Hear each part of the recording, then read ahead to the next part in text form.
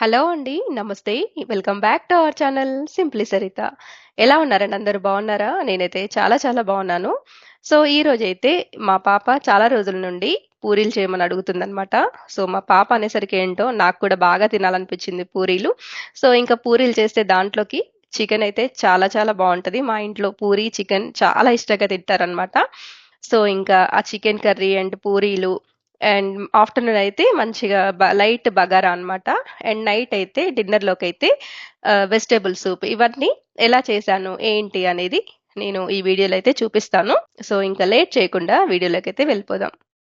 ముందుగా పూరీలు చేసుకోవడానికి మనం పిండైతే కలుపుకుందాము. గోధుమ పిండి తీసుకున్నాను. కొద్దిగా సాల్ట్ వేసుకున్నాను. పూరీలు పొంగుతూ మంచిగా సాఫ్ట్‌గా రావాలంటే ఒక టిప్ చెప్తాను మీకిక్కడ. 1:30 టేబుల్ స్పూన్ సూజీ రవ్వ ఉంటది కదా! బొంబాయి రవ్వ. అది ఒక హాఫ్ టేబుల్ స్పూన్ షుగర్ వేశాననమాట. వేసుకొని బాగా అవన్నీ మిక్స్ అయ్యేలాగా బాగా కలుపుకోండి. ఇలా వేయడం వల్ల ఏంటంటే పూరీలు పొంగుతూ చాలా బాగొస్తాయి. పిండినైతే చాలా సాఫ్ట్‌గా కలుపుకోండి. మరీ గట్టిగా కలపొద్దు. సో, ఇలా కలుపుకొని ఒక హాఫ్ అన్ అవర్ పాటు పక్కన పెట్టుకోండి. పిండి నానేలోపు మనమైతే చికెన్ అయితే ప్రిపేర్ చేసుకోవచ్చు. నార్మల్‌గా చికెన్‌కి పోపేసాను అంతే. అల్లం, వెల్లుల్లి పేస్ట్, ఆనియన్స్, పసుపు ఇవన్నీ వేసి సో, చికెన్ వేసుకొని ఒక 20 మినిట్స్ పాటు ఉడకనివ్వండి. ఉడికిన తర్వాత ఒక 4 టేబుల్ స్పూన్‌లయితే కారం యాడ్ చేశాను. ఒక టేబుల్ స్పూన్ ధనియాల పొడి, ఒక హాఫ్ టేబుల్ స్పూన్ జీరా పౌడర్ అయితే వేశాననమాట. ఇవన్నీ వేసుకొని బాగా కలిసేలాగా కలుపుకున్న తర్వాత ఒక 5 మినిట్స్ పాటు మగ్గనివ్వండి. మగ్గిన తర్వాత ఇప్పుడు దీంట్లోకి ఒక పేస్ట్ చూపిస్తాను. మనకి గ్రేవీ అనేది చిక్కగా వస్తదనమాట. ఆనియన్స్ ఉంటాయి కదా! డీప్ ఫ్రై చేసిన ఆనియన్స్ మనం బిర్యానీకి వాడతాము. అవి ఒక 2 ఆనియన్స్‌ని ఇలా ఫ్రై చేసుకొని, ఒక 4 పచ్చిమిర్చి, కొంచెం కొత్తిమీర, పుదీనా వేసుకొని పేస్ట్ లాగా చేసుకోవాలి. చేసుకొని అది వేసుకొని కలుపుకోండి. ఇలా వేయడం వల్ల ఏంటంటే చికెన్ టేస్ట్ అనేది చాలా బావుంటుందనమాట ఇలా చేయడం వల్ల. సో, వాటర్ అయితే సరిపోను యాడ్ చేసుకోండి. మనం పూరీలోకి తినాలి కాబట్టి గ్రేవీ అనేది ఎక్కువగానే ఉండాలి. కాబట్టి నేను 3 గ్లాసెస్ వాటర్ అయితే యాడ్ చేశాననమాట. ఇది కేజీంబావు చికెను. సో, ఇంకా ఆఫ్టర్‌నూన్ లంచ్‌లోకి కూడా ఇదే అనమాట. సో, కాసేపు ఉడకనివ్వండి. ఉడికిన తర్వాత ఈ టైంలో కొద్దిగా కొబ్బరి పొడి కూడా యాడ్ చేస్తున్నాను. దీనివల్ల ఏంటంటే గ్రేవీ అనేది చిక్కగా వస్తది. సాల్ట్ వేసుకున్న తర్వాత కొంచెం గరం మసాలా వేస్తున్నాను. కొత్తిమీర వేసేసుకొని ఇంకా చికెన్ అయితే దించేసుకోవడమే.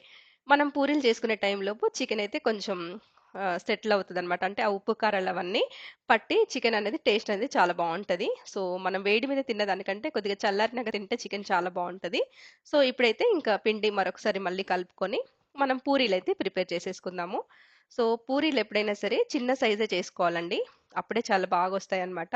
పొడి పిండి చల్లుతూ ఇలా రౌండ్‌గా పూరి అయితే చేసుకోవాలి.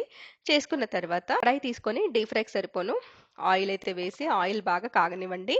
ఆయిల్ బాగా కాగిన తర్వాతనే మనం పూరి అనేది వేయాలి. ఒకవేళ మీకు మరి ఆయిల్ బాగా హీట్ అయిందనిపిస్తే ఫ్లేమ్ అనేది తగ్గించుకోండి. ఇలా ప్రతి పూరి కూడా పొంగుతూ చాలా సాఫ్ట్‌గా వస్తాయండి. పూరీలు కొన్ని చేసుకున్న తర్వాత ముందుగా ఫ్రై చేసుకోండి. తర్వాత మరికొన్ని చేసుకొని మళ్ళీ ఫ్రై చేసుకోండి. ఇలా అన్నీ పక్కన పెట్టేసుకొని, మనం ఆల్రెడీ చికెన్ వండుకొని పక్కన పెట్టుకున్నాం కదా! సో, ఇంకా చాలా బాగా కుదిరిందండి చికెన్ కర్రీ గూడా. సో, పూరీలు కూడా చాలా సాఫ్ట్‌గా బాగొచ్చాయి. సో, మా ఇంట్లో వాళ్ళకైతే బాగా నచ్చాయన్నమాట.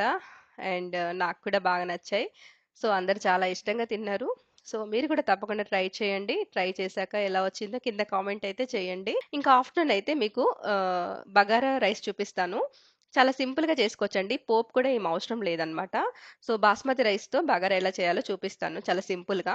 జస్ట్ మామూలుగా వాటర్ తీసుకొని బాయిల్ చేయాలి. అంటే నేను 2 గ్లాసుల బాస్మతి రైస్ తీసుకున్నాను. 2 ఒక గ్లాస్ బాస్మతి రైస్‌కి 1:30 గ్లాస్ వాటర్ తీసుకోవాలనమాట. టోటల్‌గా నేను 2 గ్లాసుల బాస్మతి రైస్‌కి 3 గ్లాసుల వాటర్ అయితే తీసుకున్నాను.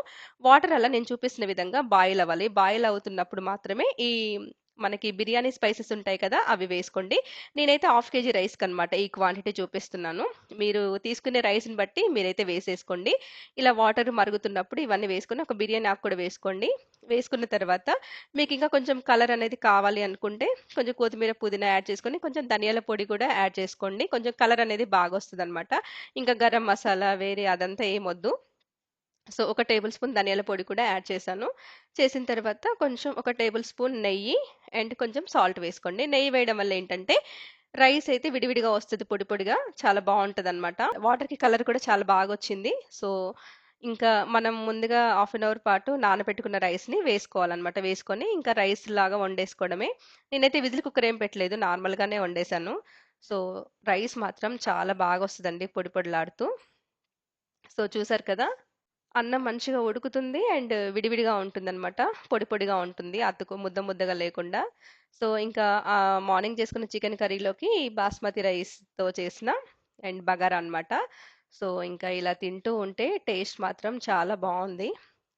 కొంతమందేంటంటే డైటింగ్‌లో ఉన్న లేదు అంటే కొంచెం వెయిట్ పెరుగుతున్నాము, వెయిట్ తగ్గాలి అనుకున్న వాళ్ళు ఆయిల్ ఫుడ్ ఎక్కువగా తీసుకోరనమాట. కానీ అప్పుడప్పుడు తినాలనిపిస్తుందనమాట. అప్పుడప్పుడు క్రేవింగ్స్ అనేవి ఉంటాయి కదా!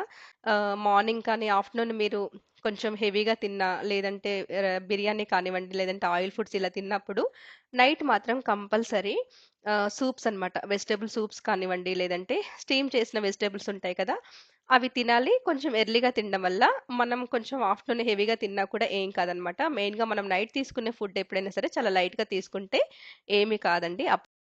ఇప్పుడు డిన్నర్‌లోకైతే ఒకటి క్యారెట్ టమాటా సూప్ అయితే చూపిస్తున్నాను. చేసుకోవడం చాలా చాలా ఈజీ. 3 టమాటాలు, 2 క్యారెట్స్ తీసుకున్నాను. నీట్‌గా పీల్ చేసుకొని, ఇలా కట్ చేసుకొని, మనం విజిల్ కుక్కర్‌లో వేసుకొని ఉడికించుకోవడమే.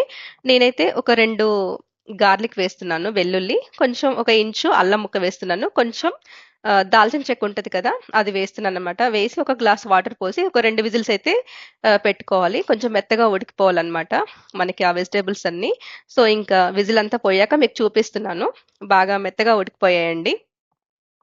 ఇప్పుడేంటంటే దాల్చిన చెక్కని తీసేసేయండి. మిగతాయన్నీ ఉంచేసుకోండి. ఎందుకంటే దాల్చిన చెక్క మనకి ఆల్రెడీ ఆ ఫ్లేవర్ అంతా వాటర్‌లోకొచ్చింది కాబట్టి ఇంకేమొద్దు. సో, ఇప్పుడు ఆ వెజిటబుల్స్‌ని మెత్తగా ప్యూరీలాగా చేసుకోండి. సో, వాటర్ మిగిలినా కూడా ఏం కాదండి. ఇప్పుడు మనం మనకి సూప్ కన్సిస్టెన్సీ రావాలి కాబట్టి వాటర్ అన్నీ పడతాయన్నమాట. వాటర్ ఏం వేస్ట్ అవ్వవు. సో, ఇప్పుడు మనం ప్యూరీ చేసుకొని పక్కన పెట్టేసుకున్న తర్వాత లైట్‌గా పోపేసేసుకోవడమే. ఒక హాఫ్ టేబుల్ స్పూన్ నెయ్యి వేశాను. కొంచెం పసుపు వేస్తున్నాను. అంతే ఇంకేమొద్దు పోపులో. అండ్ తర్వాత మనం చేసుకున్నాం గదా! ప్యూరీ వెజిటబుల్ క్యారెట్, టమాటాతో ప్యూరీ చేసుకున్నాం గదా! అది వేసుకొని కొద్దిగా వేడైన తర్వాత మనకి కారానికి సరిపోను పెప్పర్ వేసుకోవాలి. కొద్దిగా సాల్ట్ వేసుకోవాలి. ఇంకా దీంట్లో పచ్చిమిర్చి కానివ్వండి, రెడ్ చిల్లీ పౌడర్ కానీ ఏమెయ్యం. ఆ పెప్పర్ ఘాటే సరిపోతది. అండ్ మనం వెల్లుల్లి, అల్లం కూడా వేసుకున్నాం కదా! ఆ ఘాటు కూడా సరిపోతది. సో, మనం ఇంకా దాల్చిన చెక్క కూడా వేసాం కాబట్టి ఫ్లేవర్ మాత్రం చాలా బావుంటదండి. ఈ వెజిటబుల్ సూప్ మాత్రం టేస్ట్ మాత్రం చాలా చాలా బావుంటది. మీరు తప్పకుండా ట్రై చేయండి. సో, మనకి వెయిట్ లాస్ అవ్వాలనుకున్న వాళ్ళకి ది బెస్ట్ సూప్ అనమాట. నాకైతే చాలా ఇష్టం. చాలా చాలా టేస్టీగా ఉంటది. చాలా చేసుకోవడం కూడా చాలా సింపుల్ అనమాట. అదేంటంటే కొద్దిగా గోరువెచ్చగా ఉన్నప్పుడే, వేడిగా ఉన్నప్పుడే తాగితే చాలా చాలా బావుంటది. సో, ఇదండి ఈరోజు వీడియో అయితే. మీ అందరికి నచ్చిందని అనుకుంటున్నాను. నచ్చితే మాత్రం వీడియోని లైక్ చేయండి. ఫ్రెండ్స్‌కి, రిలేటివ్స్‌కి షేర్ చేయండి. అండ్ ఇంట్రెస్టింగ్ వీడియోస్ కోసం సింప్లీ సరిత ఛానెల్‌ని సబ్స్క్రైబ్ చేసుకోండి. బాయ్ అండి.